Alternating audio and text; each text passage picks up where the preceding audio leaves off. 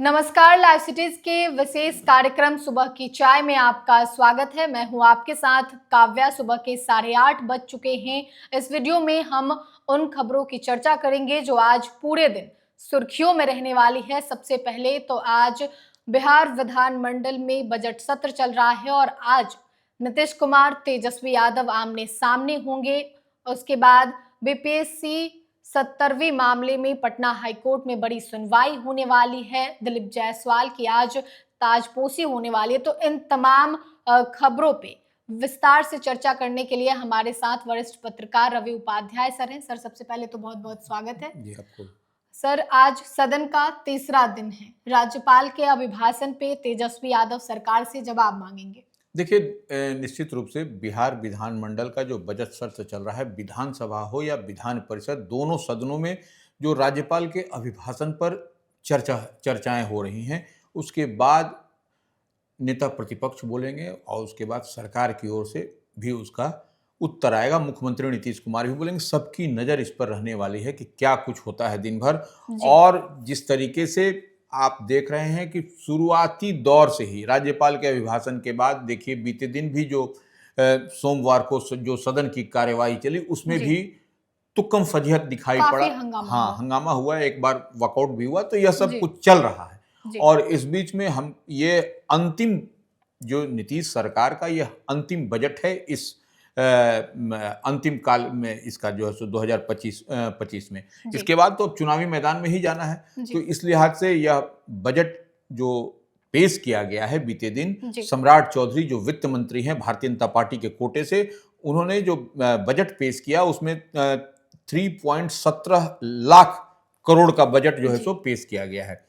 इसमें सबसे ज्यादा जो फोकस्ड किया गया है शिक्षा पर किया गया है। शिक्षा पर 60,000 करोड़ की राशि की बात कही गई है। और देखिए, इसके अलावा अन्य कई सारी योजनाओं के लिए अलग अलग वो एलोकेशन, अलग अलग बात कही गई है। सड़क को 4 लेन किया जाएगा, पिंक सिटी जो सो बस सर्विस होगी, उसमें टॉयलेट होगा। तो ये सब तमाम तरह की बात कही गई है। लेकिन कहीं ना कहीं आपको यह बजट में जो 40 मिनट के बजट भाषण में जो 52 जो घोषणाएं की गई हैं, उस पर जो है सो प्रतिपक्ष जो है, विपक्ष जो है सो उसकी कड़ी नाराजगी सदन के बाहर में और सदन के अंदर भी दिखाई पड़ी। जिस तरीके से तेजस्वी यादव नेता प्रतिपक्ष कह रहे हैं कि यह इस बजट में कुछ नहीं मिला है, खोखला है। बिल्कुल, तो ये खोखला बजट और कुछ नहीं मिला। और जिस तरीके से तेजस्वी यादव कह रहे हैं कि उनकी सरकार बनती है तो निश्चित रूप से वह 2500 रुपये जो है सो महिलाओं को देंगे। माई बहन मान योजना की बात कर रहे हैं, सामाजिक सुरक्षा पेंशन की बात कर रहे हैं, 200 यूनिट बिजली फ्री की बात कर रहे हैं, गैस में सब्सिडी 500 रुपये। तो यह सब तमाम तरह की बात कर रहे हैं और यह सब का कहीं कोई जिक्र नहीं है इस बजट में।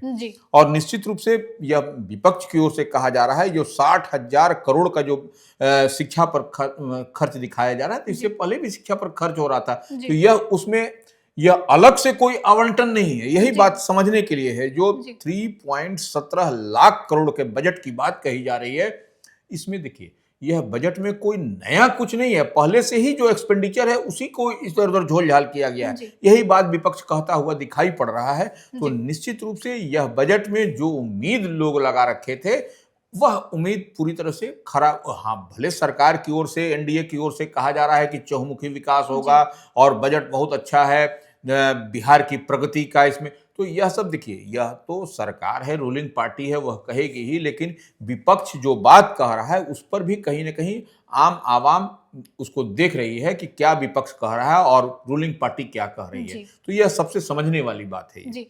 सर, अगर बजट की बात कर रहे हैं तो ये भी बात कर लेते हैं कि बीते दिनों सदन में नीतीश कुमार और तेजस्वी यादव में जो इशारों में बातें हुई, हालांकि तेजस्वी यादव बाहर निकल के भी बातें बोले कि किन बारे में जो है अंदर इशारों में बातें हुई। देखिए, ये दोनों चाचा भतीजा हैं। इस को अगर यदि लाइटर मोड में देखा जाए तो ये चाचा भतीजा इन लोगों में चलते रहती है।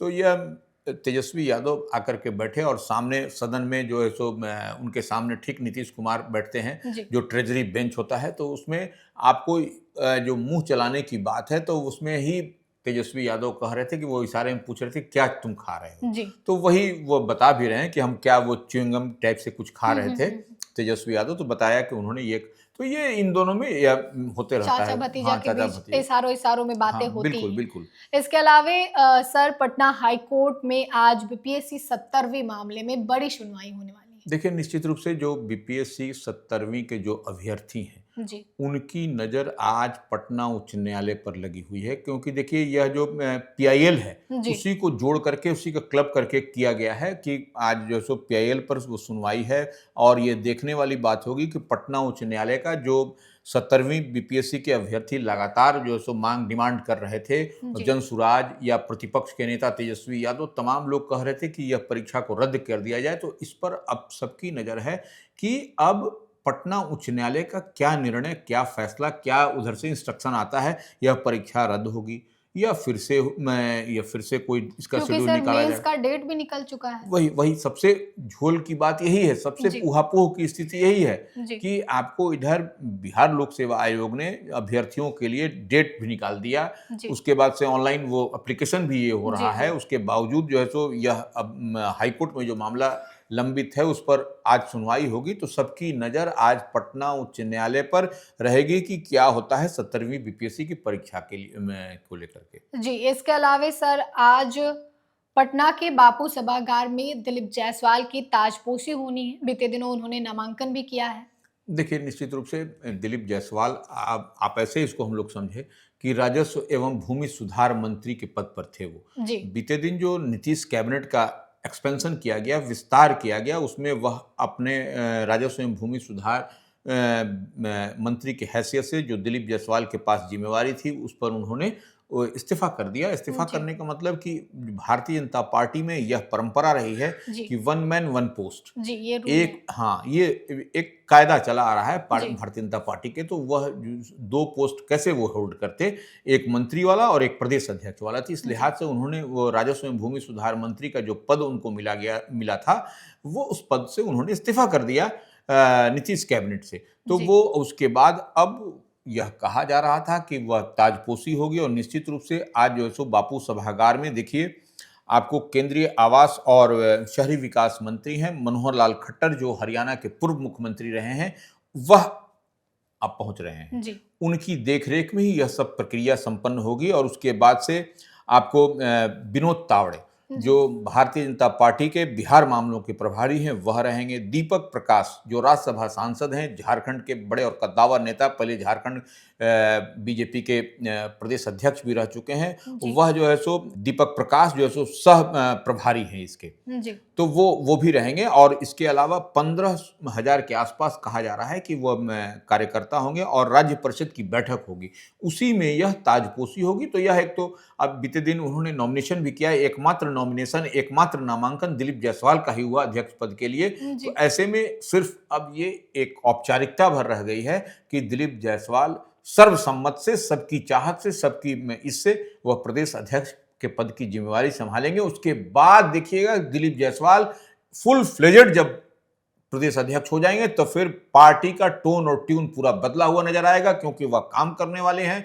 ग्राउंड जीरो पर रहते हैं और एक एक चीज पर उनकी नजर रहेगी। निश्चित रूप से आने वाले समय में भारतीय जनता पार्टी के लिए वह मजबूत चौकीदार के रूप में निकल करके आएंगे। और वह निश्चित रूप से जो इस वर्ष जो 2025 में बिहार विधानसभा का चुनाव होना है, उसमें दिलीप जायसवाल की एक अहम भूमिका होती हुई दिखाई पड़ेगी। क्योंकि देखिए, जब से वह भारतीय जनता पार्टी के अध्यक्ष पद की उन्होंने जिम्मेवारी संभाली है, आपको बिहार में 4 जो है सो विधानसभा की सीट पर उपचुनाव हुए, उसके नतीजे आप देख सकते हैं, यह पब्लिक डोमेन में है और सब लोग जान रहा है कि चारों का चारों विधानसभा के उपचुनाव में एनडीए के पक्ष में आया। तो यह एक मजबूत पकड़ कहा जा सकता है कि वह पहले ही वो अपने सिद्ध कर चुके हैं नेतृत्व के सामने कि देखिए, हम अध्यक्ष पद की सिर्फ जिम्मेवारी ही नहीं संभालते, हम काम करके दिखाते हैं। और 4 का 4 सीट, उसमें आपको कई सीट ऐसे थे जो कि इन महागठबंधन का मजबूत पकड़ उस इलाके में था और लंबे समय से वह उनका किला था।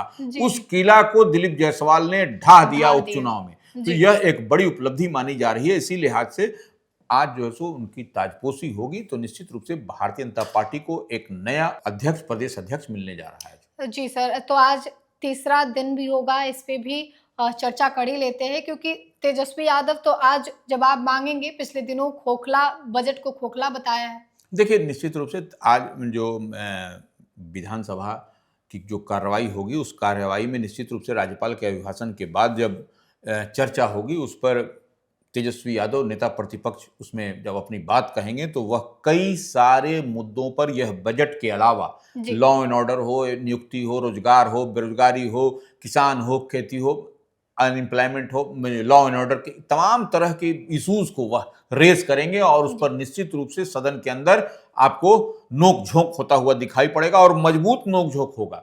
इस बात को अब मान के चलिए, क्योंकि बीते दिन जिस तरीके से बिहार विधान परिषद में बजट पर चर्चा हो रही थी, तो वहां देखा गया कि नेता प्रतिपक्ष जो बिहार विधान परिषद में है, पूर्व मुख्यमंत्री राबड़ी देवी, उन्होंने भी सरकार को घेरने का काम किया। जो ही वह पुरानी 2005 के पहले की स्थिति की बात हो रही थी, तो राबड़ी देवी ने उस पर कड़ा विरोध जताया था और तो वह आपको दिखाई पड़ेगा विधानसभा में भी। जी, तो आज पूरे दिन इन तमाम खबरों पे हमारी नजर रहेगी। साथ ही पटना हाईकोर्ट से क्या कुछ फैसला आता है बीपीएससी 70वीं में, वो तमाम अपडेट हम आपको देंगे। देखना होगा कि आज बिहार विधानमंडल दल का जो बजट सत्र चल रहा है वो कितना ज्यादा हंगामेदार होगा। इन तमाम खबरों से आज हम पूरे दिन आपको रूबरू करवाएंगे। तो फिलहाल के लिए इतना ही। साथ ही चैनल को सब्सक्राइब करें, फेसबुक पेज को लाइक करें। वीडियो देखने के लिए आपका धन्यवाद।